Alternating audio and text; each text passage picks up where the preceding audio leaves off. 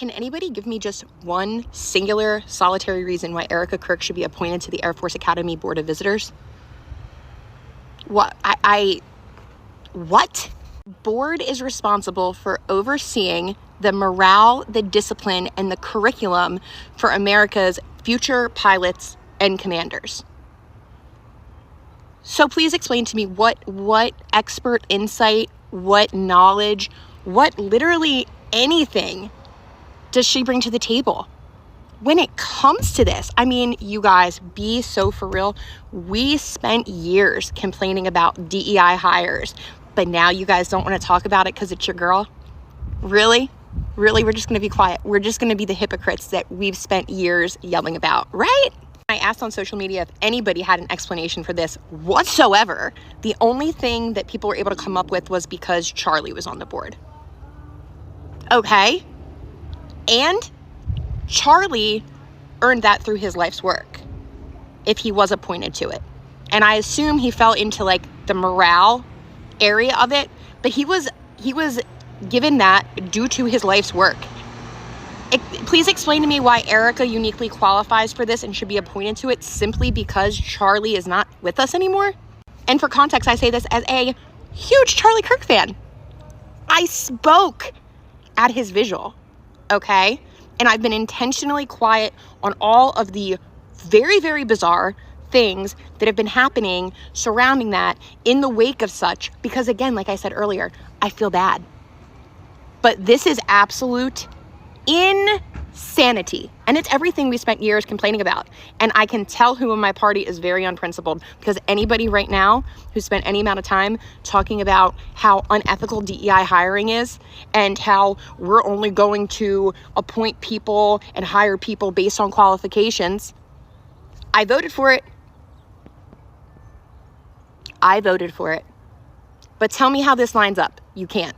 I'm actually adding this in editing before I post this, because I just went back to that social media question that I posted and I got one more response, the only other different response, and somebody said because she's ethical.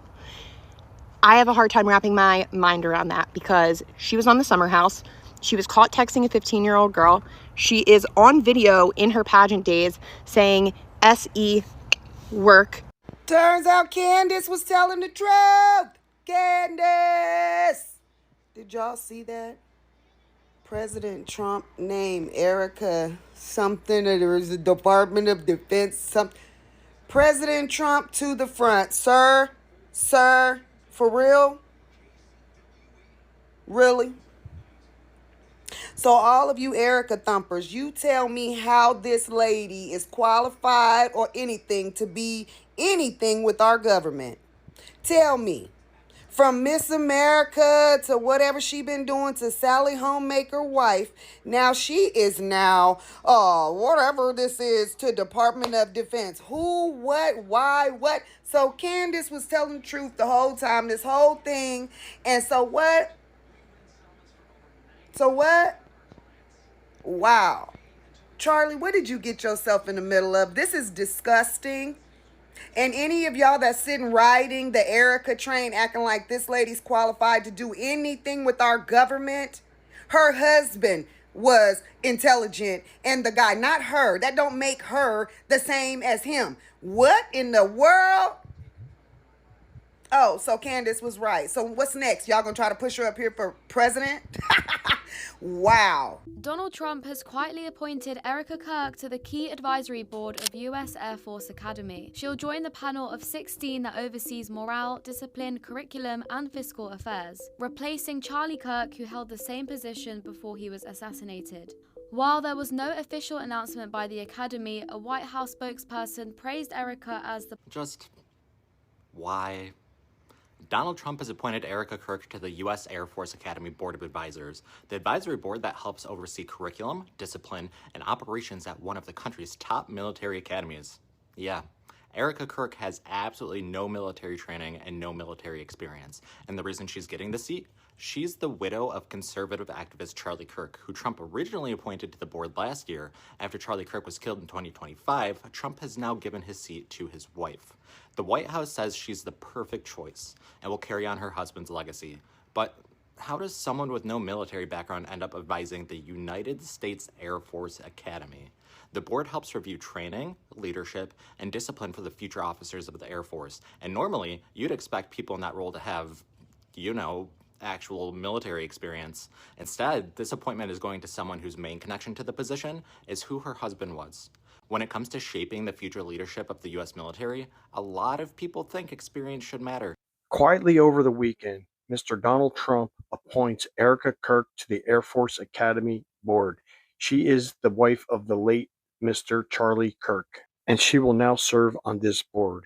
It happened quietly over the weekend. There was no press release, anything, no announcements. According to The Hill and Fox News, she is now on the Board of Visitors, which her job will entitle this. According to The Hill and Fox News, the Air Force Board Academy is made up of 16 people. It is responsible for changes to the Air Force Academy and lets Pete Hegseth know of different situations. Also, an annual report for military institutes, morale, financial state, academics, and more. So there you have it. Erika Kirk is now on the Air Force Academy Board. She will make these tough decisions and report to Mr.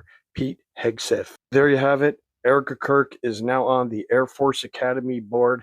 In a long string of Donald Trump appointing people who are completely unqualified to high government positions, he just appointed Erika Kirk to the United States Air Force Academy Board of Visitors. Yep, this is the board that advises the Secretary of Defense on things like curriculum and training, morale, basically the oversight of future Air Force officers, right? And the thing is, Erika Kirk has no military experience, no service record, no connection to the Academy. If you didn't already know, she is the widow of Charlie Kirk, and currently leads Turning Point USA, which is a conservative nonprofit. But none of that has anything to do with running or advising a military academy. And the board did not announce Erika Kirk's appointment, though her name now appears on the list of members. And when asked as to when Erika Kirk had been named to the board, the White House did not say, only praising Trump as having made the perfect choice in appointing her. Okay, this is part of a pattern we've seen before with the Trump administration, right? Where political loyalty or personal connections seem to matter more than actual qualifications for serious roles, right? So now we have somebody with zero relevant experience making recommendations that could affect the future of the Air Force Academy. And you know what? The question is like, should somebody like that be in this position? And what does it mean for the institution moving? Erika Kirk has just been appointed to a top leadership role in the United States Air Force. I can't believe that this is real, but it literally is. Erika Kirk is now part of a 16-member panel that overlooks major aspects of the United States Air Force. This includes things about morale, discipline, curriculum, instruction, physical equipment, and fiscal affairs, and other matters at the military training facility. Other people are former U.S. senators and deputy national security advisors, so people that should be holding this role. But now a former bikini model and background music video actor is a part of this. Now Charlie Kirk,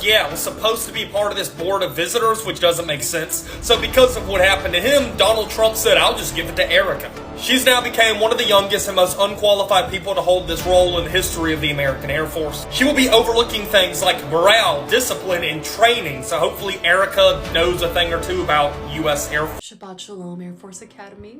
As you know, I have taken over for Charlie, your hero and my beloved husband. It's hard to say late husband because he was always so punctual. One of the values that you learn here at the Academy, it's discipline. Charlie believed God is in the air. And he told me, I want to be with the Air Force. If you're ever called to serve, I need you to stop and serve. And don't let anybody tell you otherwise. If this country calls you to serve, you serve. And that's what you'll do as a patriot of the United States of America.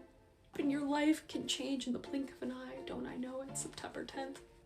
You get an opportunity for some reason, the 25th Amendment. You're called to become vice president. Get looked at in the eye.